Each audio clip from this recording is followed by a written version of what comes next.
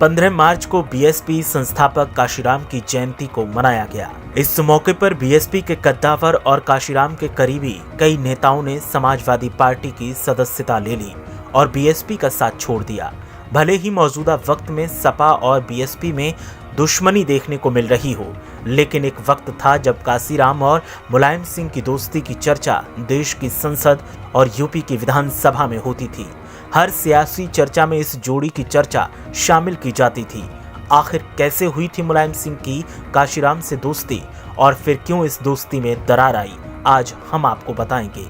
मुलायम सिंह यादव और काशीराम की दोस्ती की शुरुआत साल 1991 में हुई, जब काशीराम ने इटावा को अपनी कर्मभूमि बनाने का फैसला लिया, जिसमें मुलायम सिंह यादव ने हर मोड़ पर काशीराम का साथ दिया। इटावा के लोगों ने ही पहली बार काशीराम को साल 1991 के चुनाव में जितवाकर संसद की दहलीज के पार पहुंचाया था।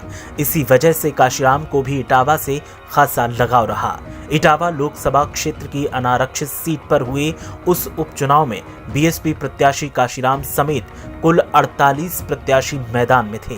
काशीराम को 1,44,290 वोट मिले, जबकि उनके निकटतम बीजेपी प्रत्याशी लाल सिंह वर्मा को 22,466 मत कम मिले थे। मुलायम सिंह की मदद से काशीराम ने 1991 में इटावा से लोकसभा का चुनाव जीता था, जबकि मुलायम के खास राम सिंह शाक्य जनता पार्टी से प्रत्याशी थे और उन्हें मात्र 82,624 मत मिले थे। इस हार के बाद राम सिंह शाक्य और मुलायम सिंह के बीच मनमुटाव भी हुआ, लेकिन मामला फायदे नुकसान के चलते शांत हो गया। काशीराम की इस जीत के बाद उत्तर प्रदेश में मुलायम और काशीराम की जो जुगलबंदी शुरू हुई, उसका लाभ उत्तर प्रदेश में 1995 में मुलायम सिंह यादव की सरकार के तौर पर मिला। काशीराम जिस समय इटावा से चुनाव लड़ रहे थे, मुलायम आए दिन अनुपम होटल फोन करके उनका हालचाल लेते रहते थे।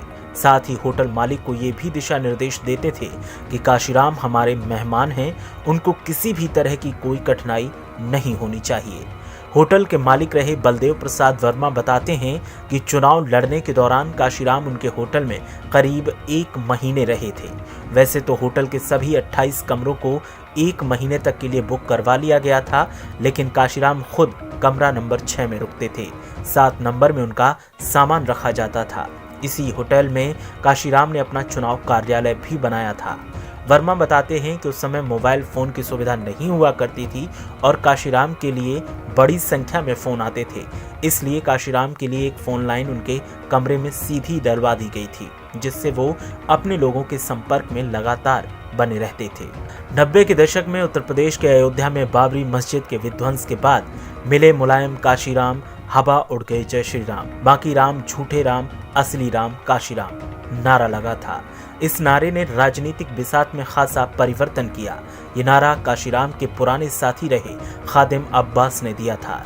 खादिम आज भले ही बीएसपी की मुख्य धारा में ना हो, लेकिन वो आज भी काशीराम से खासे प्रभावित रहे हैं।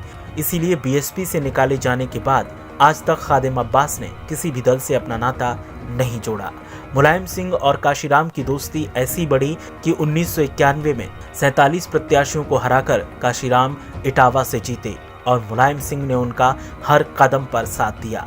लेकिन 1995 में हुए गेस्ट हाउस कांड के बाद सपा और बीएसपी में दूरियां बढ़ती चली गई और काशीराम मुलायम सिंह के रास्ते भी बदल गए।